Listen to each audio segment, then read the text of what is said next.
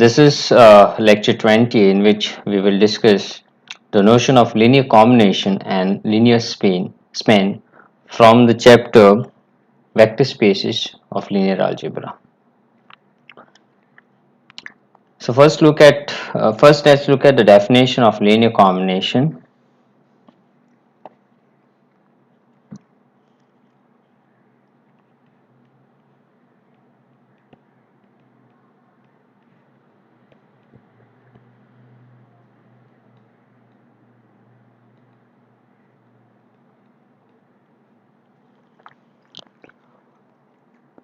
Given a vectors or given a set of vector,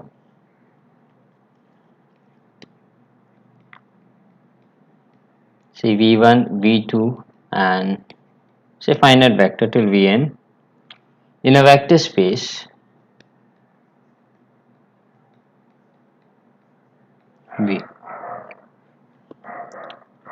A linear combination of this vector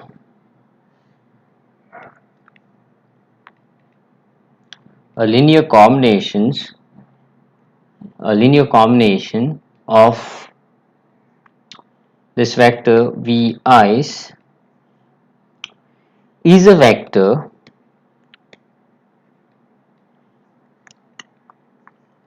of the form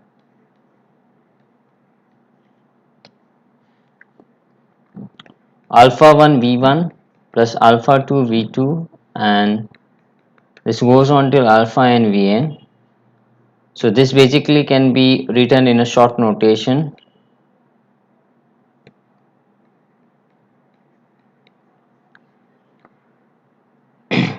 for some alpha I in R.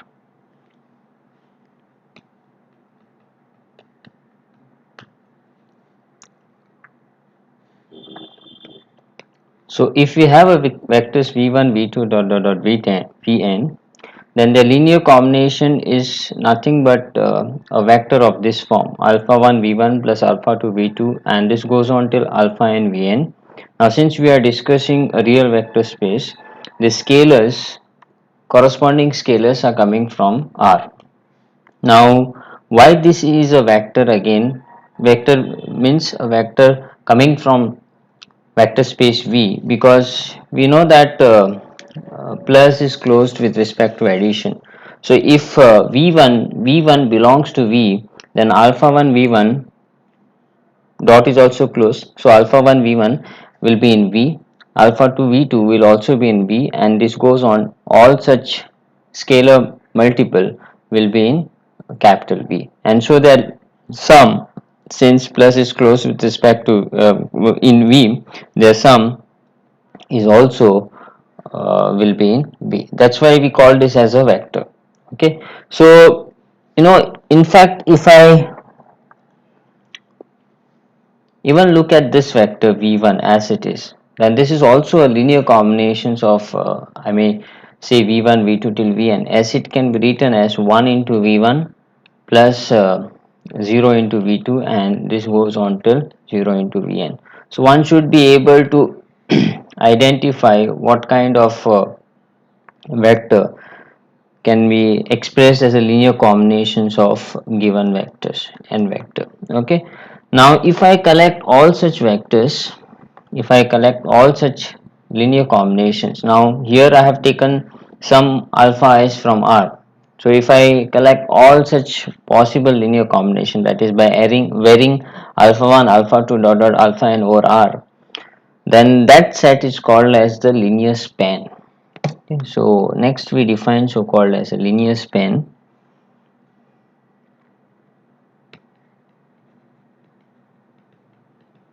Definition of linear span.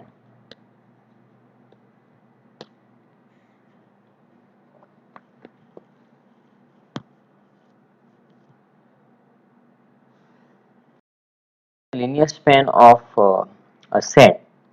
So let S be some non-empty subset of V, where this V is a vector space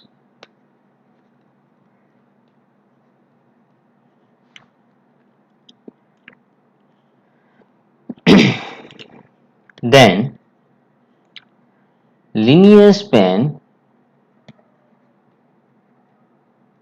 of this subset S, well, basically it is denoted in this way, denoted by, there are many notation for this, L of S, or we may also denote it in this way, or we simply call it as a span of S. Okay. All this notation stands for the linear span, and basically it's a set of all linear combination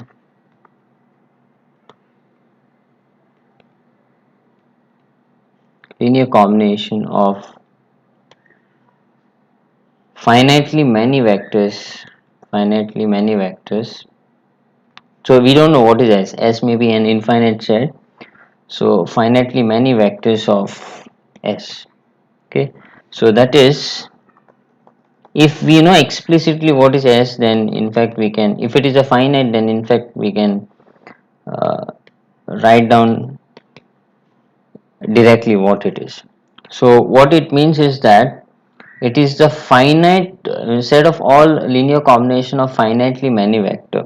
So basically it will contain the vector which can be expressed in this way, a finite linear combination where this alpha I coming from R and Vi coming from S. Okay, so now you have a choice of different possibilities, because you may not exhausting all of S may be infinite, or even if it is finite, you may not be exhausting all of S. Okay, so if S is finite, definitely, say suppose S is going from V1 to Vn, then definitely only thing you'll have to vary is this alpha I, because you have considered all linear combination of from I to n. Okay, so if S is a subset of V and V is a vector space, then linear span of S is a collection of finitely a linear combination of finitely many vectors of S. Okay, so yes, let's look at a example.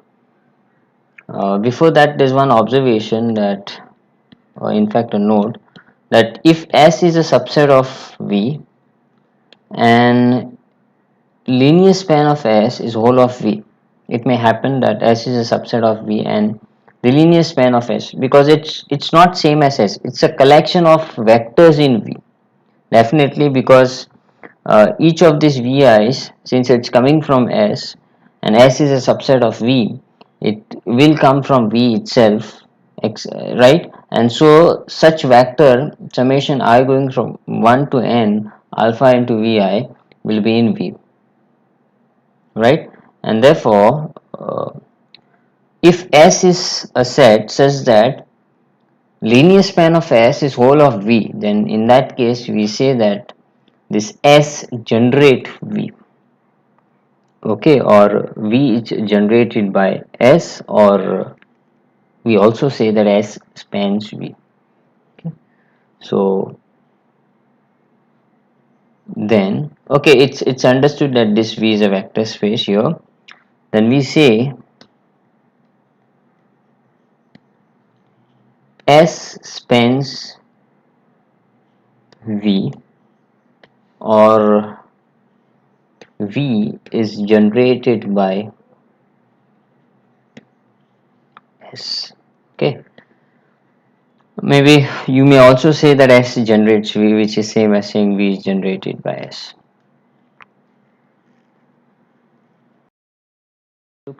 Let's look at some examples of linear span.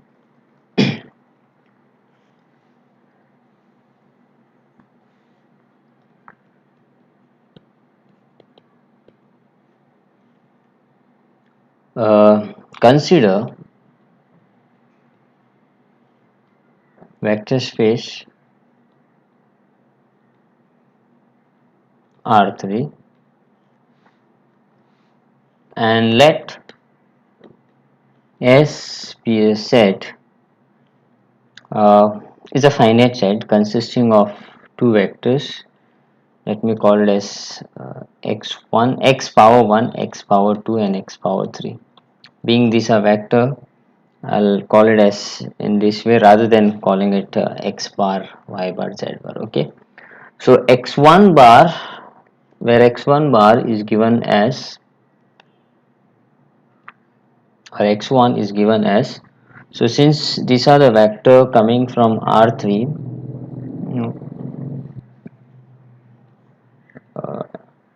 we are considering that S is a subset of R3. So this will be a column vector with the three entries in it, or you may also consider it as three tuples. Okay. So the first vector is given by 1 0 1.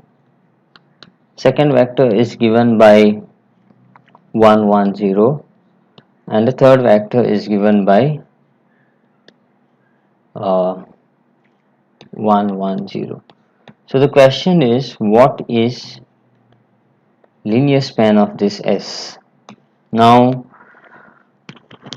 the plus points that you have over here is that S is given to be a finite set. So in fact we can explicitly find what this linear span is. Now linear span is definitely, since it's a it's a set of a linear combinations of vectors of S, and S is a subset of R3. Linear span of S also we are expecting to be a subset of R3. So what is that subset of, what is that L of S explicitly as a subset of R3? That is what we want to find it out. Okay. So let's work out this problem. So by definition, solution. By definition, linear span of S is nothing but is a linear combination of finite vectors in S, but S itself is given as a finite set, right? So I'll consider linear combination of, I mean, all these vectors, and I'll make the scalars to be varying. So by definition, this L of S is nothing but alpha into x1 plus alpha into x2 plus beta into x3 plus gamma into x3, beta into x2 plus gamma into x3, where this alpha, beta and gamma is coming from R. Does this make sense? So since S is a set consisting x1, x2, x3, and linear span of S is nothing but the linear combination of all this vector x1, x2, x3, it would be alpha x1 plus beta x2 plus gamma x3, where alpha, beta and gamma coming from R. So I need to find this set, basically what is this set in R3. So if I substitute the value of x1, x2, x3, I get alpha into x1, which is given to be 1 0 1 plus beta into 1 1 0 plus gamma into uh, okay, I think just x3 should have been, oh, there are only 2 points, x1 and x2, there is no x3. Fine. Well, so there won't be any this point, you have only this. Okay, so there's no x3, only x1 and x2. So I just realized looking at x3 and x2 because they are the same vector, so we cannot, I mean, I don't expect it to be in that way. So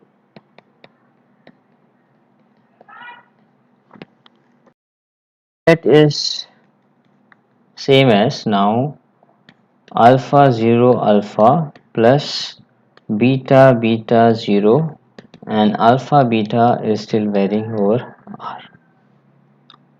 So if I add this two matrices, then I should get a vector in R3 that's same as alpha plus beta, beta alpha plus 0, that is alpha, where alpha beta is varying over R.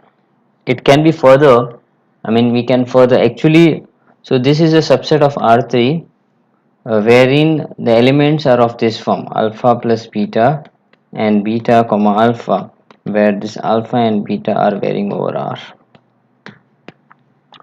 So we need to know what exactly this set is. I mean, does this set has any element, or is it whole of R3, or is it some proper subset of R3?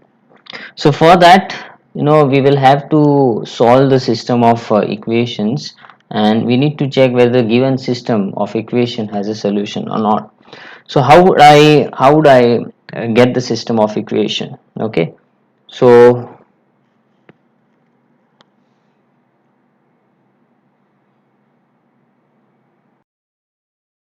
there's a point beta 1 comma beta 2 comma beta 3 in this L of S. What should be the relation between this beta 1, beta 2 and beta 3, or can this beta 1, beta 2, beta 3, can it be any point in R? If that's the case, then that linear span of S is whole of R3. If there's some relation between this beta 1, beta 2, beta 3, then with that condition the set will be a subset of R3 with the condition on the coordinates of this n tuples, 3 tuples. Okay, so let's look at this. So for this to belongs to L of S, uh, this has to be of this form. So this would be same as saying beta 1 comma beta 2 comma beta 3 is alpha plus beta comma beta comma alpha. Okay, which means if I write down this in a matrix form, then beta 1, beta 2 and beta 3 is equal to alpha plus beta, beta and alpha. Further, this can be written in terms of variable. Now we are looking for the system of equation, so you can write down this as beta 1, beta 2, beta 3 is equal to this can be converted into the matrix. Okay, now alpha beta can be considered as a variable, and so the coefficient of alpha here is 1, the coefficient of beta is 1, so you have 1 comma 1 as the first row, the second row should be 0 1 and the third row should be 1 0 into the variable alpha comma beta. So here we have the system, say coefficient matrix B is equal to A into X, where X is the variable. So for what value of B1, B2, B3 alpha comma beta exist. Okay, that's our main point. So we will write down, I'll call this as system star. We want to find beta B1, B2, B3 such that Ax equal to B, that is this system, okay, has a solution. Okay, where uh, your A is nothing but the coefficient matrix, and X is this alpha comma beta, and B is the constant matrix beta 1, beta 2, beta 3. So for what values of beta 1, beta 2, beta 3 the system is solvable. So let's consider the augmented matrix. Augmented matrix here is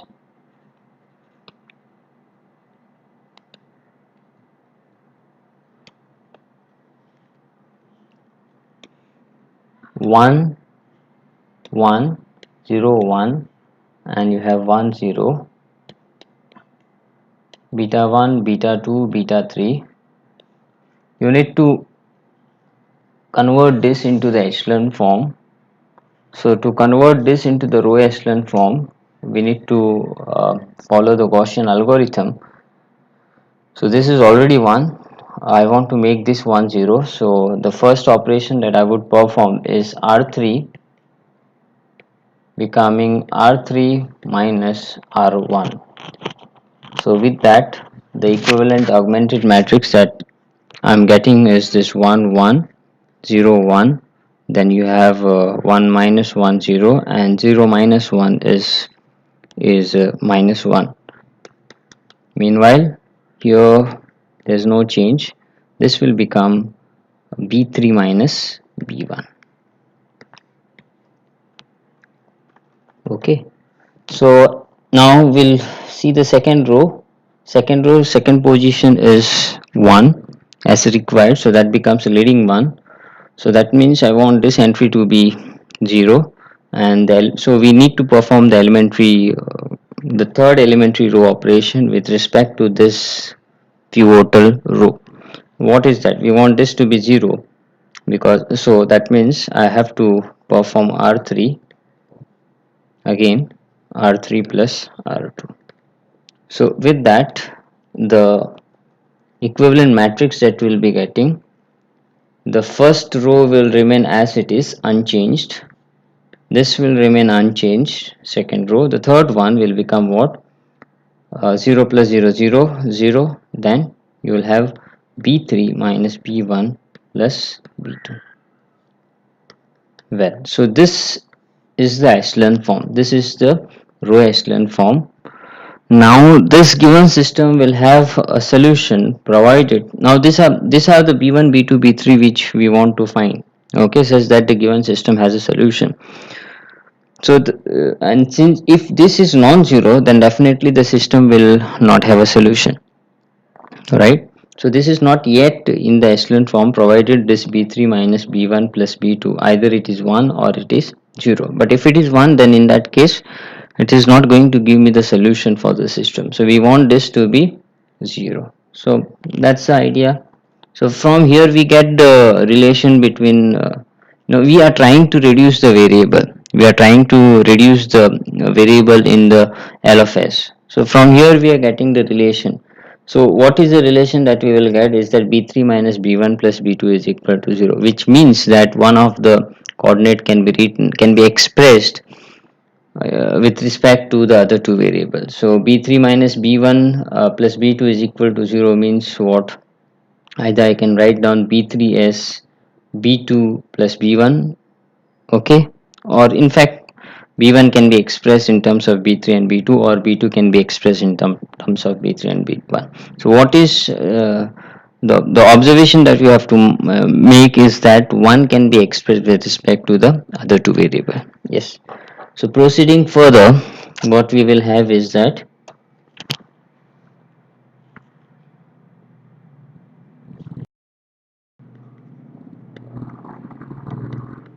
Ax equal to B is solvable or has a solution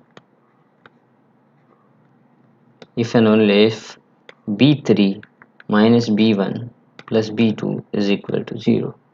Which means, okay, we preferably write the last variable in terms of other two. So B3 is equal to B3 is equal to B1 plus B2, or B1 minus B2, or whichever way you want. In fact, so this should happen B1 minus B2, right? And therefore I can express this L of S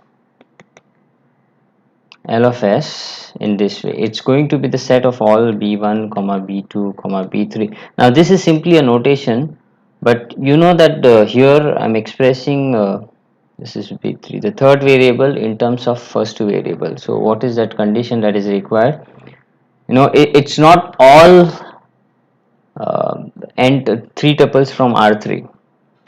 There are only some spatial three tuples that will be a part of this L of S, and that's what makes this L of S as a proper subset of R3.